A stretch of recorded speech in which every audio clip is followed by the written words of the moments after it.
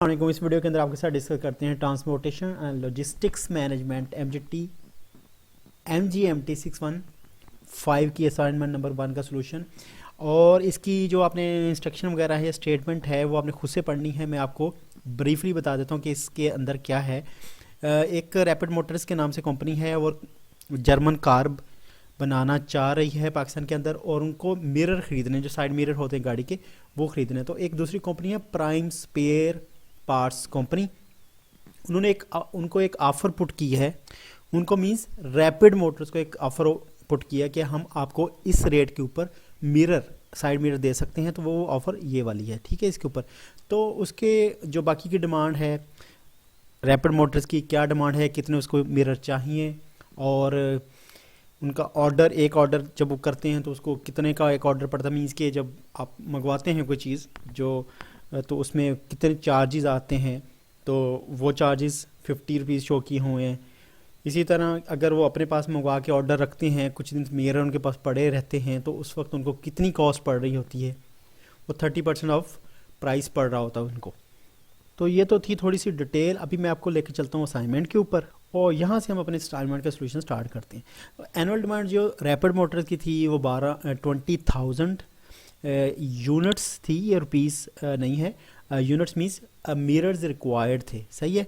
Cost per order ₹50, वो मैंने आपको बताया। Holding cost 30% of the price हो। कौन सी प्राइस हो मैं आपके साथ आगे शेयर कर लेता हूँ। अच्छा, करना हमने क्या, फाइंड ऑप्टिमल क्वांटिटी, मतलब को वो क्वांटिटी जो को कंपनी को सस्ती तरीन पड़ती हो। मतलब ऑर्डर होता है ना कि कितने यूनिट मंगवाएं एक ऑर्डर के अंदर, वो कौन सी क्वांटिटी है वो फाइंड करनी है, लेकिन ऑन टोटल कॉस्ट जिसमें कम से कम पड़े कंपनी को। तो इसके लिए हमें क्वांटिटी डिस्काउंट मॉडल यूज़ करने का कहा गया है। उसकी in the light of that model मैं वो सारा सोल्यूशन आपके साथ शेयर करता हूँ अभी।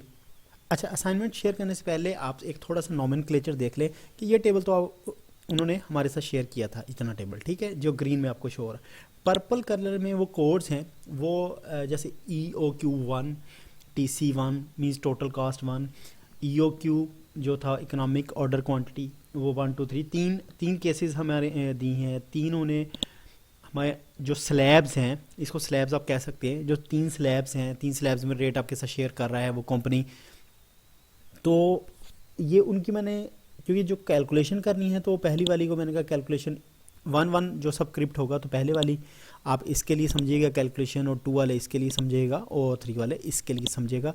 और अगर आपको कन्फ्यूजन हो तो आपने वीडियो रिवाइंड करके देख लीजिएगा। अच्छा, यहाँ से हमारा अब सोल्यूशन स्टार्ट होने लगा है। अभी स्लैब 3 से कैलकुलेशन मैंने करनी है, ठीक है, और तीसरी लाइन से कैलकुलेशन। उसकी रीज़न ये है कि जो रेट मिनिमम होता है, जिन यूनिट्स का मिनिमम रेट कंपनी कोट कर रही होती है, कैलकुलेशन वहाँ से स्टार्ट की जाती है। ये कॉन्सेप्ट हमारे MGMT 615 के टीचर ने हमारे से शेयर किया है। वैसे भी कैलकुलेशन करके देखो तो रिज़ल्ट पे पहुंचा जा सकता है, लेकिन उसी कॉन्सेप्ट को मैं फॉलो करते हुए आपको बता रहा हूँ। वैसे दोनों तरह से रिजल्ट आ सकते हैं। अच्छा, ये EOQ3 लाइन 3 थी, उसकी वैल्यूज़ उठाने लगा 2RS/KC। अच्छा, अच्छे से इसको देख लें, एक की कैलकुलेशन फुल करूँगा, बाकी कैलकुलेशन मैं नहीं करूँगा, उसके रिजल्ट आपके साथ शेयर कर दूँगा, ठीक है जी। 2RS/KC, ये सारी वैल्यूज़ हमने ऊपर से उठा के पुट कर दी। जो R था वो 20,000 था, और S जो था ऑर्डर कॉस्ट पर ऑर्डर जो थी, ऑर्डर कॉस्ट जिसको कहते हैं, वो 50 थी।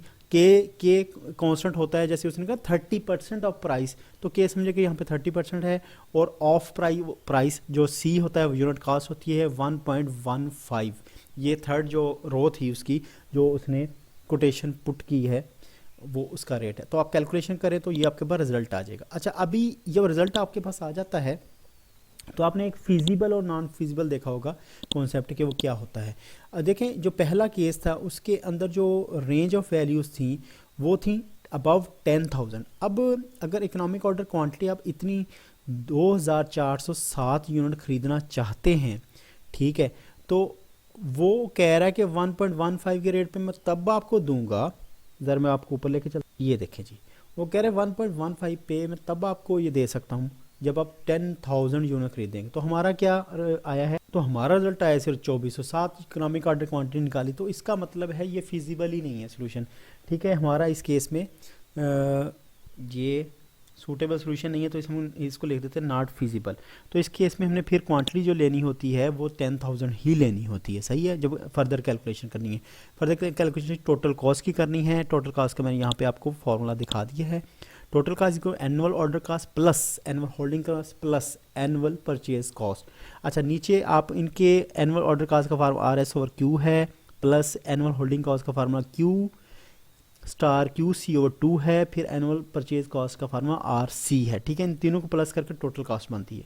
ले जी, बाकी वैल्यू जस्ट प्लग इन करनी है हमने। प्लग इन करने के बाद आपके पास रिजल्ट आया, टोटल कॉस्ट 3 जो आया है वो 24,825 आ गया। तो हमारे जो 3 लाइन थी जिसके अंदर जो वैल्यूज हमने कैलकुलेट करनी थी, EOQ फाइंड करना था और टोटल कॉस्ट फाइंड हमने दोनों फाइंड कर ली, सही है जी। आगे अभी सेम कैलकुलेशन स्लैब 2 के लिए मैं करके दिखाता हूँ। EOQ2 लाइन 2 की जो वैल्यूज थी, ठीक है, उसके अंदर आपको रेंज जो है आपको याद होनी चाहिए, सही है जी।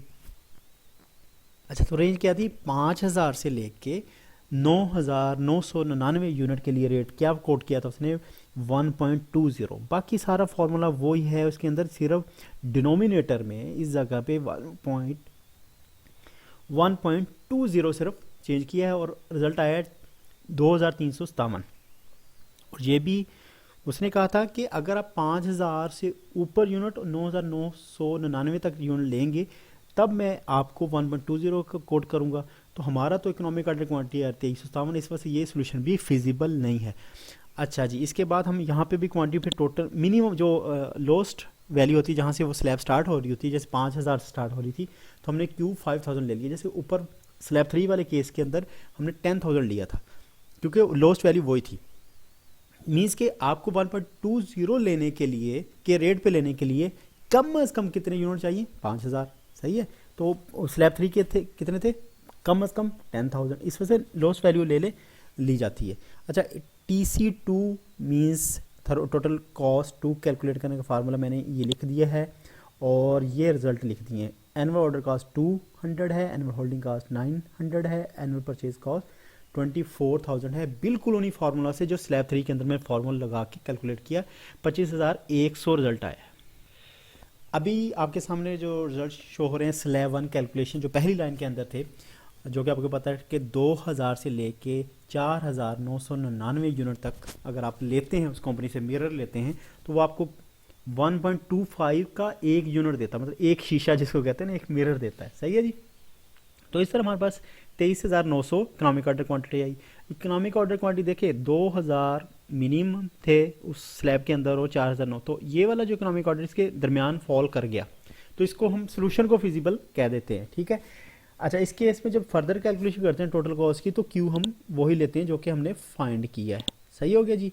और टोटल कॉस्ट मैंने उसी तरह कैलकुलेट कर दिए ऊपर वाले फॉर्मूला यूज़ करने से और 26,299 मैंने टोटल कॉस्ट निकाली। अच्छा, अभी फाइनल रिजल्ट क्या होगा कि कौन सा हमने स्लैब कंपनी को फॉलो करना चाहिए, किस रेट पे मतलब मिरर लेने चाहिए। अच्छा जी, अभी ये मैंने सारे रिजल्ट जो उसी टेबल के अंदर डाल दिए। वो इतना टेबल तो उन्होंने हमें बना के दिया था और अगर EOQ टोटल कास्ट वाली वैल्यूज़ ऊपर हमने कैलकुलेट करते हैं हर स्लैब के लिए, वो मैंने डाल के तो आपके सामने कर। अभी येलो वाली लाइन मैंने हाईलाइट कर दी है और कह रहा हूँ कि ये वाला कंपनी को 10,000 यूनिट मिनिमम कंपनी से उठाने चाहिए मिरर, ठीक है। जो स्पेयर पार्ट प्रोवाइडर थे उसे लेने चाहिए और अपनी कंपनी में यूज़ करने चाहिए, ये इनको सस्ता पड़ेगा। किस बेस पे ये फैसला होता है, डिसीजन किस बेस पे किया जाता है, यह है इकोनॉमिक, ये है टोटल कॉस्ट की बेस के ऊपर। टोटल कॉस्ट जो है वो तीनों की टोटल कॉस्ट देखी जाती है और जिसकी टोटल कॉस्ट मिनिमम होती है उसकी बेस पे होता है। देखिए जी, फाइनली तो कंपनी ने चाहे कम यूनिट लें, ज़्यादा लें, अपने पास रखें, कितने दिन रखें, तो फैसला तो इसी पे करना कि आखिरकार खर्चा में पड़ा कितना है। तो इस बेस पे बाकी का रिजल्ट मैंने यहाँ लिख दिया है। सोल्यूशन इंशाल्लाह एक्यूरेट है, इसको जस्ट फॉलो करें और बाकी के कैलकुलेशन अच्छे से तरीके से आप लिख के इसको सबमिट करते हैं। नेक्स्ट वीडियो तक के लिए अल्लाह हाफिज़, अस्सलाम वालेकुम।